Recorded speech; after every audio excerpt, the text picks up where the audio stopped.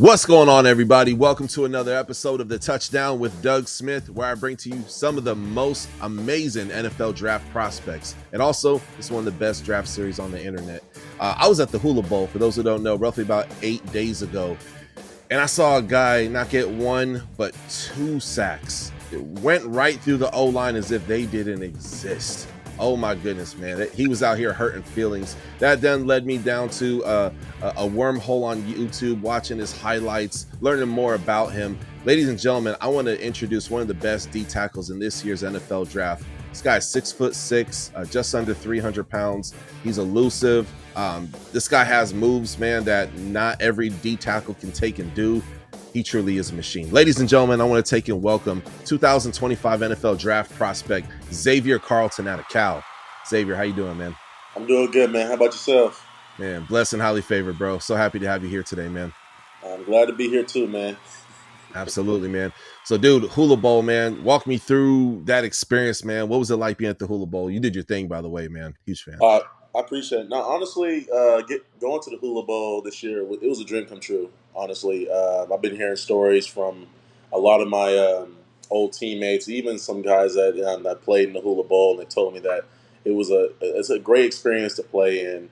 And, although we were in Hawaii and it was Orlando, which is cool because I liked it. It was a great experience getting to know a lot of familiar faces from teams I played against and teammates I played with at the University of Utah, even at and some people at Cal. But honestly, I really enjoyed my experience there. The game was awesome. Getting to meet new coaches who've coached in the league for a long time and getting some knowledge and experience that they have gone through and have played through. Just really getting to touch bases with them, but also getting coached by them was awesome. It was a great experience. That's awesome. If I remember correctly, Brian Billick was your coach, or was it Mike Smith? I think it was Mike Smith, if I remember correctly. Okay, yeah. Fun fact: so they're brother-in-laws. I had no clue at that.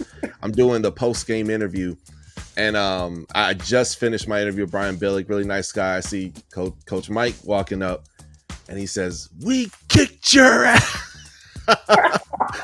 And I had just put my phone. I just took it off record. So, dude, we're talking about a potential viral moment. But it was cool, man. Those are 2 great coaches. He had other great coaches there too. Mike Tice was out there, which he's like, I think. Now I think about it, I think it was Brian. Because I think Brian Bill, he's the one who coached the Ravens. He was the head coach of the Ravens, right? Yeah. Now, he's my coach. Actually, getting to know him because honestly, growing up, I was a Ravens fan, so I was a big Ray Lewis fan. Okay.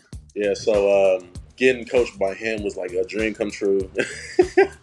Because it's like, dang. So he coached Ray Lewis, he coached Ed Reed, coached all these greats. Man, it's like, man, I'm glad to be on his team. Even though we lost. It was good being coached by all those coaches. It was awesome. Absolutely, man. And you were in a room with a bunch of other dogs too. Shout out to Ricky Barber. I had the pleasure of interviewing him recently, man. Ricky was one of those guys where he could have won the draft last year, and he just took this extra year to really work on himself, kind of thing. But what was it like being with him and some of the other guys, man? Any other bonds that you have there? Honestly, yeah, Ricky he's a great player, man. Just really getting to talk to him, and also even the guys from Colorado, all the entire D line from Colorado, the linebackers. Oh yeah. And my boy Keontae from Rutgers. I think it was a great experience playing with those guys. Kind of wish man, I wish they were at Cal. Yeah. Yeah, but it's like getting to build experience with them. And also J.J. Weaver from Kentucky, and all the outside linebackers. It was a great experience. I think we built a bond day one. We already knew, even though we were from separate teams, but I think we built a bond that day because from what was it, 3 or 4 practices plus the game, we honestly was just like this, having 4 sacks in the quarterback and being disruptive in the backfield. It was a dream come true. That's what you want from a defensive line.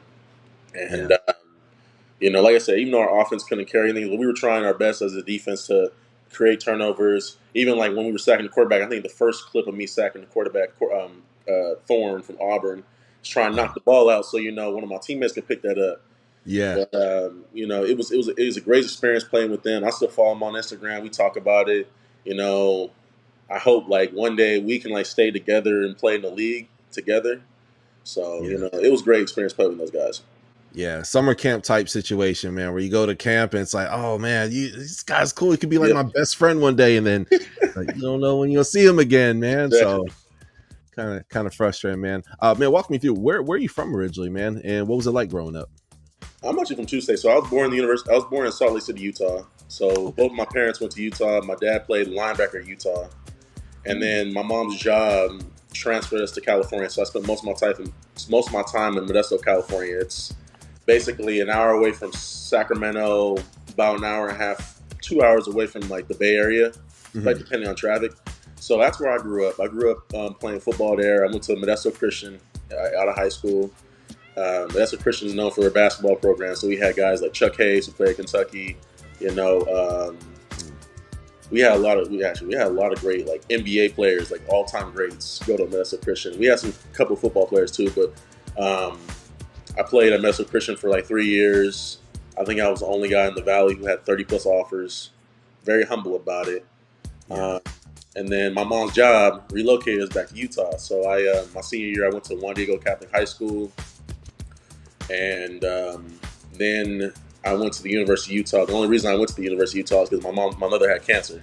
So I decided to stay home, make sure I'm she sorry. can watch me. Thank you. She's cancer free, thank God, man. But you know, Awesome. I just wanted her to like experience my college, my like humble beginnings. Going from Yeah. like when I was 6 years old playing football to my college career, and Yeah. I was going through some stuff at Utah, both like favoritism, all the political stuff. Trying to like get on the field, but coaches didn't believe in my talents. Yeah. So when my mom got better, after we lost in the Rose Bowl against Ohio State, Yeah. I put my name in the portal, and then I ended up at Cal, and that's where my campaign of the X Factor began. Dude. Yes, So, sir. man, I learned a lot about you just now, man. First of all, praise the Lord that your mother's okay. And Amen. yeah, man, Miss Carlton, God bless you. That's so awesome, man. If you're watching this. Appreciate Yes, sir. And dude, 30 offers. Wow, that's a lot, man. it. I gotta ask you, man. Was have a few questions to follow up here. What keeps you humble in life, man?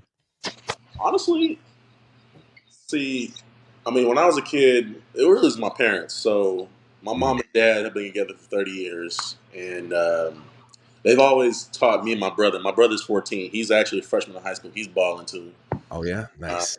he's at the same high school he's in Utah. But anyway, um, they always preach to us about being a silent warrior, and Yeah. like in this day and age, there's a lot of noise going on with social media and all these things. You see it on Twitter every day. Yeah. And my parents always preached to us like, if you want to be like Kobe, be like Ray Lewis. Lauren Ray Lewis, knowing Kobe, they were silent warriors. Always Mhm. in the weight room, always on the field, all day, every day, Yeah. putting the work in, trying to get better than everybody else. Even after watching, I think the Rock show, the Rock met Ray Lewis. Ray Lewis was the first one in there doing squats. You know, and so my parents always taught us to like really just be like silent words, silent under pressure, silent under all the stuff that's going on. And since then, ever since I was 6 years old, ever since I picked up a football, it was always like that. I was always the first one in the weight room, first one on the field. Either I'm stretching or I'm just waiting for everybody. It's like, hey, let's go, let's pick it up. I'm ready, y'all ready. And just being humble about it. Even when I got all my offers, man, I was just really to the point. I was like, okay, it's a blessing, but I don't need to brag about this. It's a blessing to get all these offers. Now back to work, and that's what's kept me humble about it for all these years, man. It's just like from my family, the way my mom, my dad handle business and take care of us. They've shown us so much, and even to my Lord Savior Jesus Christ, he was a silent warrior. He was the one who He was wanted very people. meek, very meek, Yes, like that very quiet meek. strength. Yeah. Yes, sir. Always wanted to praise, like always wanted to like pass on the Lord's words and everything, even with his disciples. And that's who I idolize. Yeah. I love that, man. Thank you so much for sharing that. That's really, Anytime. really cool. So yeah, mention like, hey, they didn't quite see there was some favoritism, when you got to Utah, man. And that's frustrating, man. When you get on a football team. I had this is high school, not college, but like when I was in high school, man, I was playing a high school ball in an American school in Okinawa, Japan. Then I moved to Oh wow. small town New England. Yeah, it was a little school called Kubasaki High School. So not too many Dang, people. Not too many people know about it. I got my Dragons logo right here. that's dope. uh, it was cool, man. It was a vibe, man. I definitely enjoyed it, man. Shout out to everybody serving our country, man. But it was a great time. Then I moved to New England. I'm like, oh man, I'm gonna crush it out here. And Mm, no, I did not crush. I did okay, mediocre at times. But dude, they had their people lined up. You right, know, I right. remember I had 2 carries for I just went just over 30. It was like 32 yards, 2 carries. So the 16 yards a carry. And they pulled me out the game. I'm like, yo, did I say something wrong? Like, oh no, we Yeah, just want to give someone else a chance. Like, hey, just the logic, man, of some of these coaches out there, and it kind of bringing it back to your situation. It's just like, yo, that's not right. So yeah, it seems like you had a chip on your shoulder when you went to Cal. I oh take it. yeah, oh yeah. Like right after the Rose Bowl, it was like I could get back to work, and then knowing like I have some homies who were from where I'm from in Modesto, and they Yeah. actually played at Cal, and Uh-huh. I hit them up and hit up Coach Wilcox, Coach Brown, and Coach Soto, who were Yeah. like D line coaches at the time, who were my D line coach, and they were like, "Yeah, man, come through. We always wanted you here." And Cal was always home. Yeah. I like my mom and I talked about this. Like, I think when I was coming out of high school, really, I was planning on going to Cal's. Sign my letter of intent and be a Bear for all 4 years. Mhm. And like when my mom's cancer hit, I was like, no, I got to be home. I want to make sure she's good. She can see all my games. And I don't have to travel nowhere. My pops. Like my pops has been like my coach since I was a youngin'. And Yeah. even in the stands, I can hear him. I can hear him telepathically. Yeah. So, it was good having my parents and my brother like watch me play, and the game I've been playing since I was 6 years old, even at the University of Utah. But I think once all that stuff was going on, like mentally, I was frustrated, um, and my parents could see it too. They can see it in my body language, and I was trying to stay positive, and it was almost to the point where like that culture, and also the coaches were taking it all out of me, like taking the fun out of it. Yeah. And so, yeah, right after I went to the Rose Bowl, man, I actually met people who like loved and cared about me. I had teammates who, welcomed me open arms. My coaches believed in me, gave me a shot. That's all I asked. Gave me a shot. And from 2022 to 2025, I was just balling. Had a chip on my shoulder. And we played the University of Utah in 2023. Even though we lost, I was kicking they behind. I was. And the coaches knew that. Even the fans knew. I think when I came out, right when our team came out, everybody was booing us, but they really booing me because they knew I was playing at Cal. So it was like them rivalry games, and even though we lost, everybody knew that I put my name all on that field. So, but like I said, it's in the past now. I'm just glad I went to the University of California, Berkeley, got my degree last spring, and I was proud of that. I got into American Studies with emphasis communications. Congratulations. I appreciate it. Thank you. So, I'm proud to be a California Golden Bear for the rest of my life. And I have brothers that are actually getting ready for the NFL right now. They're all in Florida, actually. Yeah. So, I talk to them. It's like, man, like, I hope we play on the same team. It's like, bring back some old stuff. So Yeah. I'm proud to be a California Golden Bear. Dude, I love that. I love that. I don't, and forgive me, I probably don't remember who came up with this quote. It says, "Surround yourself around people whose face light up whenever you enter the room," and that's Cal. Like Cal always wanted you, man. And I think sometimes in life, man, even if something may not be God's plan, we may think it is, but then God will add failure in there to kind of bring you back to where you really need to be. To really realign your steps, essentially. Yeah, So failure, like, that's what my mom told me. Failure always teaches you a lesson. A lot of people are afraid of failure. Like Kobe said, don't be afraid of failure. It mhm. teaches you a lot of lessons, teach you a lot about yourself, so you Yeah, can get back up and perfect it. yeah, Because you don't want to, like you say, you don't want everything to be easy. That's the reason why God made us earth. Nothing's supposed to be easy. It's supposed to have obstacles, rips and rafts, and all that type of stuff. hmm And that's what I've gone through my life. I know that's what you've gone through your life. And here, look where you are. You're doing your thing. I'm doing my thing. So yeah. it's a blessing. Absolutely. Thank you, bro. I appreciate it, man. Yeah, it's the the guy who had led me to Christ when I was 16. A little bit about me. I grew up atheist, so I wasn't with all the Jesus talk. But I accepted Christ when I was 16. I'm 36 now. It's the best decision I've ever made, not only in my life, for eternity too. But the walk is not easy neither. You know, I mean, people are gonna mock you, ridicule you. Um, People stop wanting to be my friend. You know what I mean? So it's definitely not an easy walk, but a walk worth taking nonetheless, man.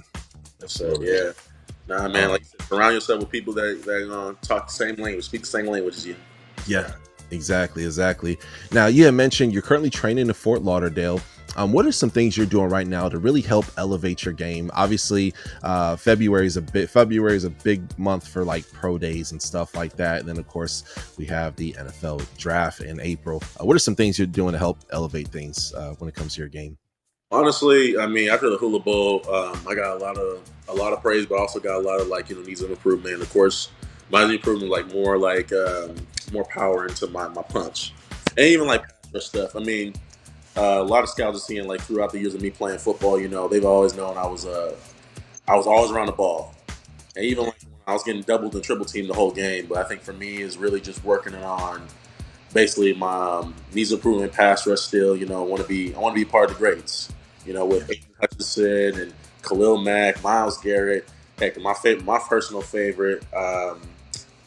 What's my Julius Peppers, who is 6'6", Ooh. what about 300 pounds, 295, 300 pounds. He's actually the reason why I wanted to play defensive end because like back then you didn't see a lot of defensive ends who were that tall, who were that big, who can run a dang 4.6, Mhm. and who took on triple teams like Miles Garrett and can get a sack. So and same thing like Miles Garrett's what 6'4", 6'5", he's doing that too. So it's for us guys who are tall, who are supposed to be playing basketball, but we chose to play in this game. We're trying to make a statement. You can be you can be tall, but you're aggressive. You're definitely supposed to be playing football. Yeah.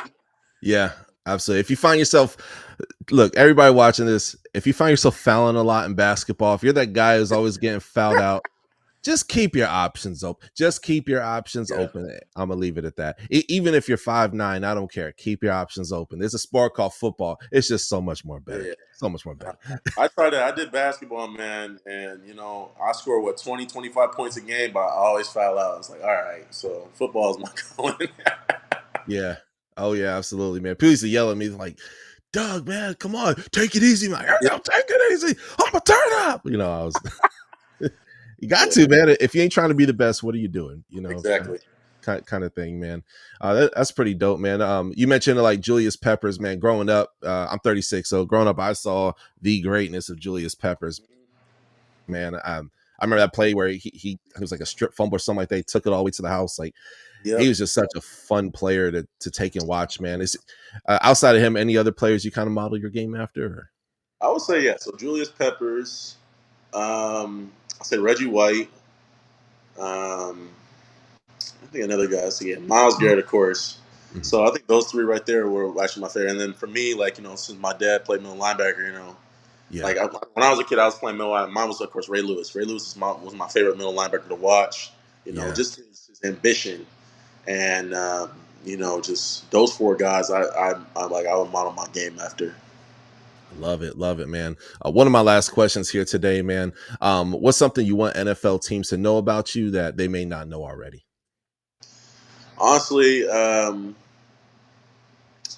would say just getting really just getting an ambitious person, who just wants to work, who'll do anything to make sure that his family is set up for the rest of their lives. It's like generational wealth. And also another thing about me, like I write poetry, so that's Nice. another thing I do. Yeah, so of course I'm an old soul, so my parents put me on all the old stuff from the '70s all the way to early 2000s. So like my favorite artist was Tupac Shakur. Man, let's go. Yeah, so growing up listening to him, even before games, I listened to "Ambitions of a Rider," you Mhm. know, "Staring Through My Rearview," which is one of the greatest songs of all time. Yeah, you can't deny that. yeah. But yeah, so just listen to old school music like Tupac, Biggie, N.W.A., DMX. I think of course everybody at Cal plays X gonna give it to you because it has an X in the middle, in the front. Yeah. So That's dope. those are the songs I listen to before a game to get me ready. But um, really just again the ambitious person who won't take no for an answer. So that's what I want them to know, and they probably know that already. And I think once pro day hits March 20th, to show off my skills, show off my mental game, and get ready for the NFL draft, see where I'm going. I can't wait. So. Man, I love that. I love that, man. You mentioned some Tupac bangers right there. I'm a huge Tupac fan myself. Me Against the World is my favorite, though. That's my favorite. That's the best one. Yeah, Me Hey, my Against the brother will World. play that for his game. I remember one time he's getting ready for his game and he's has headphones on. He's like, "It's me against the world." That's Hey, awesome. That's awesome. Yeah, I started listening. It was 98. I just moved to San Diego. My dad was in the military. So, and I was like, Tupac is great. I want to see him in concert one day. And my friend's like, hey, Doug, he's he gone. Yeah, gone. I'm like, but then the rumors came out about him being in Cuba, and I was hoping they true. They're probably not true, but I don't know. At this point, it's like, man. I mean, what is it? I'm 2 hours away from Cuba. Well, might as well check it out. yeah, hey, I might find him. It'd be like a Yeah. Bigfoot sighting. Awesome, man. What are some of your so what I saw at Hula Bowl, man? Like, it was great. Your highlight reels, amazing. But I have to ask you, and I always love asking this. What are some of your favorite defensive schemes that you feel make your skills pop the most? And for NFL teams, hey, you want to make the most out of this amazing player called Xavier Carlton. What are some schemes that would probably help you out a little bit? Honestly, I mean, I'm good running in the 4-2-5, 4-3. I think that's what we ran in the Hula Bowl actually. But honestly, I'm cool with any scheme I play at. Like whatever team needs me at, I can't wait to play it. I want to be versatile in everything. If I'm going left, I'm going right. If I'm playing defensive end on both sides, or playing D tackle, I just want to be versatile. And whatever team wherever they need me at, I'm ready. I'll match the playbook. Get ready for it. Love it, love it, ladies and gentlemen. That's Xavier Carlton. Even if your team already has a really good edge rusher, D tackle, whatever, get this guy, invest in him. Thank me later. This guy is absolutely amazing. This year is very deep in the trenches, man. So I'm expecting you, like, dude, you're going to a team that's going to utilize you, man, and you're going to ball out. And dude, I am so darn excited for you, man. No clue. Before you go, man, any shout outs at all, man? And shout out to my mom and dad, man. I love y'all. I appreciate y'all. I know y'all back in Utah. Shout out to my brother, man. Keep doing what you're doing. And then shout out to UC Berkeley and my coaches, Coach Soto, Coach Browning, Coach Wilcox. I love y'all. To my teammates, I miss y'all. But let's get it started. 2025, let's get it. Love it, man. Hey, lots already happening this year, 2025. So you gotta love it. Ladies and gentlemen, comment below. Let us know how this interview made you feel. Also, as well, give him a follow. I know I'm inspired. Give him a follow if you want to get inspired. I have all his highlights and stuff down below. See y'all next time on the Touchdown with Doug Smith. Thank you for watching another episode of the Touchdown with Doug Smith, where we have exclusive NFL content and exclusive NFL interviews. Be sure to hit that like and that subscribe button. Follow us on social media. See you on the next one.